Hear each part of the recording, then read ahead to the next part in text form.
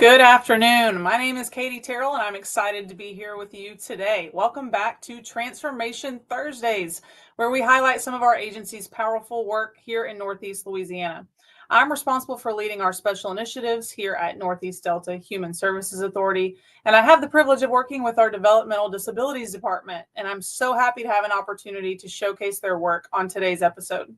Our mission at Northeast Delta is to serve as a catalyst for individuals with mental health, developmental disabilities, and addictive disorders to help them realize their full human potential by offering quality, excellent care with greater accessibility. Our vision is to build a unified Northeast Louisiana where individuals are thriving and reaching their full human potential. The three tenets that guide our actions are greater access to services, excellent customer service, and quality, competent care. It is Thursday, June 26, 2025. On today's episode, we are going to highlight our agency's developmental disabilities services. Whether you are already a client of ours or you're wondering if you or a family member would qualify for developmental disabilities services, you are in the right place today. We are so lucky to have Amy Miller with us today on Transformation Thursday. Amy is our Assistant Developmental Disabilities Director here at Northeast Delta. Welcome to Transformation Thursdays, Amy. Hi. So thank you so much for joining us today, Amy. So we're just going to jump right in and talk a little bit about our developmental disability services. So first, can you tell us about who qualifies for developmental disability services? What are the general criteria? Okay. For somebody to meet the criteria for a developmental disability, first it has to be a lifelong disability that occurs prior to the age of 22 during their developmental years. Usually, it's conditions that start from birth. Things, some common conditions are things like cerebral palsy, Down syndrome, any type of genetic syndrome that's going to affect their life. But also later in life, some children have a terrible accident. There can be things like a traumatic brain injury or closed head injury that affects their functioning. So we look at two things. We look at whether a person acquired a disability prior to 22, but we also determine, does that disability affect them in three or more areas of their life? And we call those substantial functional limitations. So we can do a test here. Sometimes we get records and things to verify stuff like that. But that's basically what meets criteria for us. Got it. So if someone, is watching this and they think they themselves or they might have a family member or a friend that might qualify for developmental disability services and they aren't already in our system, how can they apply for services? Well, first of all, a family member can call, the individual can call us, or anybody concerned, involved in their life, anybody can refer a person to our office and give us that basic information about that person, and we can reach out to them and start the application process. It's really simple. Sometimes we'll get referrals by email. Sometimes we'll get referrals through our website, NEDeltahsa.org, or through our main phone line, and that's at 318-362-3396.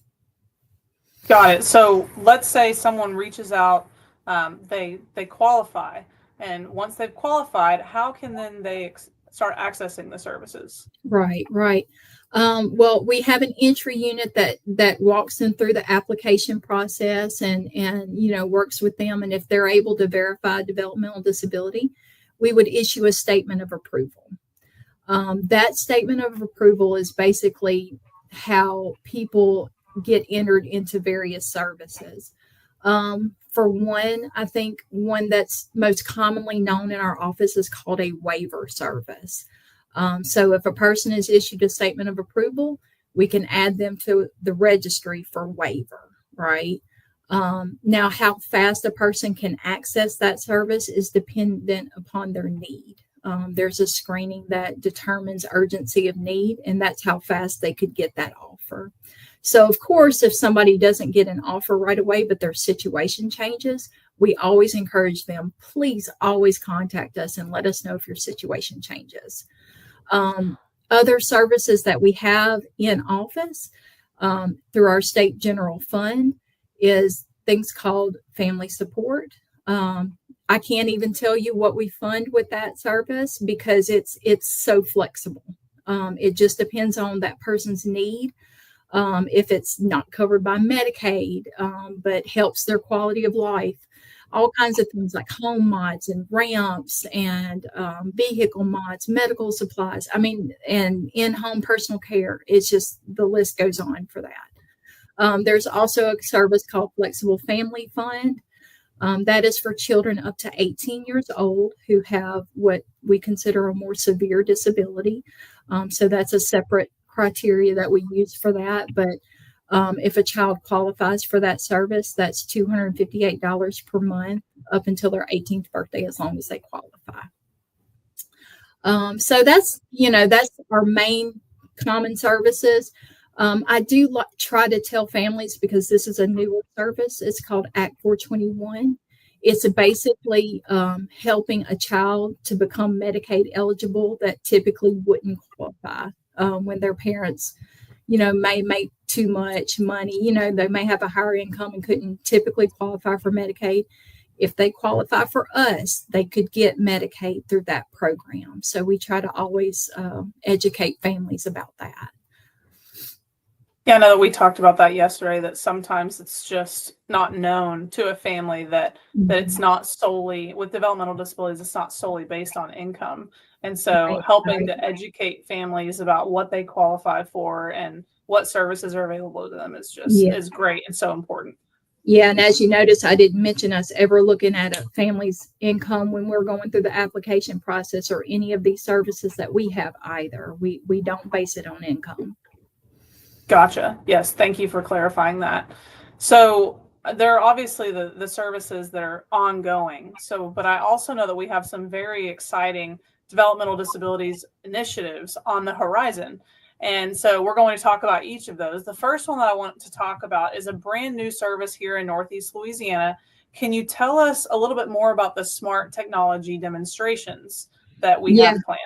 Yeah, we are so excited. This is what's the favorite word these days? Unprecedented. This is brand new across the state.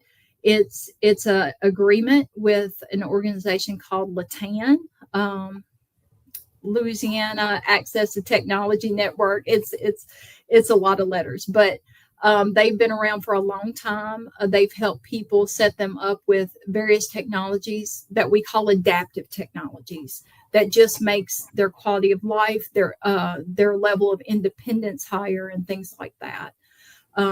But what this does is, people used to have to drive down to Baton Rouge to the LATAN office, even from way up here in North Louisiana, to even see this technology and to even try it out and look at it.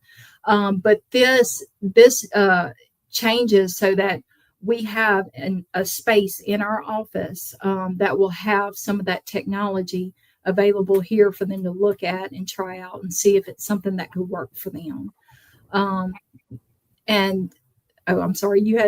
I'm going to let you go on, Katie. Yeah, no, I was just going to ask too, because I know you were giving a little bit of inside information about like what kinds of devices would be available that it really would help. It's kind of that assistive technology, but can you kind of expand on what tech devices might be available? Yeah, I can definitely give some examples. Like, I know a lot of people struggle with communication. Some people are nonverbal or have speech impairments to the point that people can't understand them when they're trying to speak. So there's a lot of technology out there in different types of technology to allow them to communicate to others, which, is a big deal for some people and makes a big difference in their life. But there's also other really cool technology out there, like eye blink technology, like for somebody who's a quadriplegic, that allows them to do things independently with that type of technology. There's, doorbell systems, there's medication reminder technology, all those things that help a person live a little bit more independently or help with their quality of life.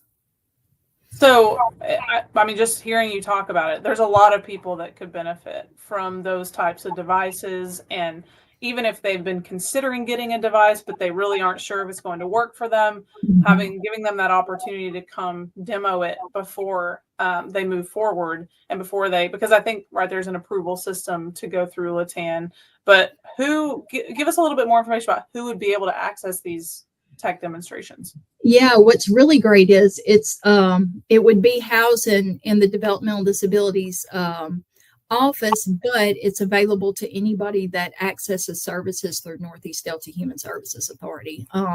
Anybody that has a disability that could benefit from technology can absolutely access that demonstration. Yeah, that's awesome. I mean, I know that we work with a lot of seniors. We work with quite a few veterans, like individuals that might have had things happen in their life where they're looking for technology to help with some of that, kind of aspects of daily living. And that's just amazing, obviously, for developmental disabilities, but even that it will be available to such a wide range of people. And I didn't talk about that, like technology for visual impairments, hearing impairments, all those things. Yeah, those are things that we're looking at to try to have available here for people to see. Absolutely. That's awesome. So I know we don't have a date yet. We don't know when this is going to be available yet, but we will be sure to make sure that everyone's aware of that date whenever it becomes more clear and available. Right. So another upcoming service offering that we've actually been doing for a while now is partnering with Genoa Pharmacy on our vaccination clinics. So can you talk a little bit more about who these vaccination clinics are for? Right. We've actually partnered with providers who provide facility-based services for people who have developmental disabilities in our area, in our Northeast Delta area. And what this enables is, yes, of course, we serve the people who reside in those facilities, but we also can provide vaccinations for their staff, for family members, anybody in that sphere of that facility. So, we're very excited to be able to offer that. And that is typically in the fall, correct, Amy? I know we don't have dates for that yet, but we at least have an idea of when that will be, sometime in the fall. Yeah, typically during that time when you're getting those flu vaccines and things like that, yeah. So again, we will be sure to let everyone know the more even specific information when that becomes available as well. So here at Northeast Delta, we definitely want to help fill gaps in service and create greater accessibility to services.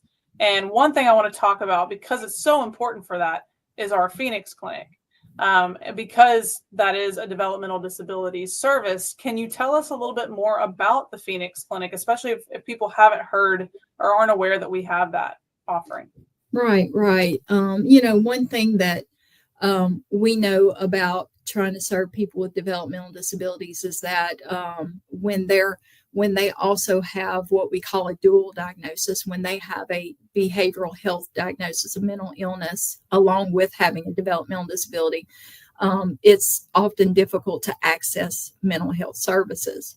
So, that's been heard in this agency.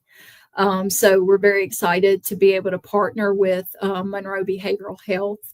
And what we do is, if they have a statement of approval with us and they have an identified behavioral health diagnosis and need services, then we would refer them over to Monroe Behavioral Health for those services. But not only can they access behavioral health services, but they would have access to any of the integrated care services, like through Genoa Pharmacy, or, through primary health and things like that, those types of services as well.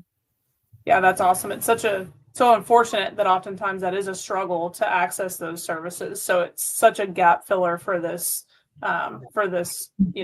group of people. And that's amazing that we're able to do that. So if someone's already enrolled in our developmental disabilities services and programs, or if they're kind of planning on enrolling, how does someone access the services of the Phoenix Clinic? Right. So, typically we have support coordinators and case management and people within this office who work with families. And if it's ever expressed from the individual or family members that they're struggling to get those types of services, Then what we do is we just gather their information and we send that packet over to Monroe Behavioral Health, and they would then contact that family and begin that process of getting mental health services over there at the clinic there. Yeah, so that's important to know, that it's not something that someone would just walk into the clinic Right. and request to be seen in that capacity. It really needs to go through our developmental disabilities department so that they have that approval and that they have that set up. Yeah, absolutely. It really helps with that, maintain that integrated care type service. That way we're all collaborating to help that person. Absolutely. Well, thank you so much, Amy. Yeah, it's developmental disabilities is such a complex network of services, and even just being in the developmental disabilities space and building, you can see that there's a lot going on, but it's such important work. And I know our team is so passionate about reaching all individuals who would qualify for those services. So thank you so much for joining us today, just to even share a little bit more about who qualifies and how to start that process if someone isn't already accessing our services. So thank you so much for that and providing more information about it. Thank you. So I know that we gave a lot of information during this episode. I felt like, we had multiple things that we really found were important to talk about, because we have services that are ongoing constantly that are very important, but then we also have these really exciting initiatives upcoming. And so if you want more information about anything that we discussed today, please visit our website at nedeltahsa.org, or you can call us at 800-256-2522. And I know that we also had given the direct line, I think, to the Developmental Disabilities Office earlier in the there it is up on there. Thank you. So if you have any additional questions, or you just are curious and want more information, please feel free to access the information through any of those networks. So thank you so much to everyone for tuning in today. And thank you to our wonderful guest, Amy. I encourage you to follow the Phoenix on social media through Facebook, YouTube, Instagram, LinkedIn, X, and TikTok at NEDeltaHSA. And I just encourage you to go be great today, and we will see you on Transformation Thursday next time.